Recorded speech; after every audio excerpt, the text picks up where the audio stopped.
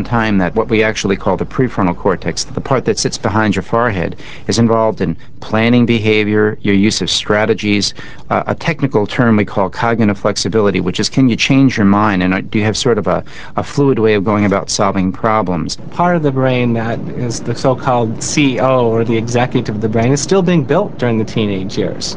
Teens are capable of enormous intellectual and artistic accomplishments, but that basic part of the brain that gives us strategies and organizing and perhaps warns us of potential consequences isn't fully on board yet. The risks of a severe concussion or a turned ankle, for instance. An adult brain might call for a helmet here or suggest this is not quite the moment to take a drag.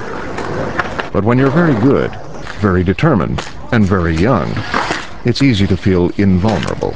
On some occasions I wear helmets, but not that much.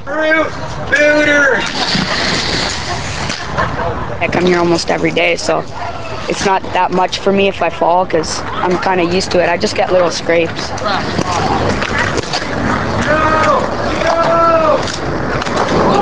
No, it's not that risky. Well, not that risky would be one way to put it. It's one of like the most common, either rolling or wrists.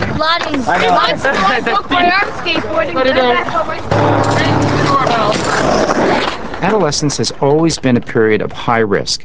We know that teenagers engage in risky behavior, and they have always engaged in risky behavior. There's nothing new about that now. And because the child, the 13 or 14 or 15-year-old, still has an immature frontal cortex, they often do not make the most responsible, reasoned decisions.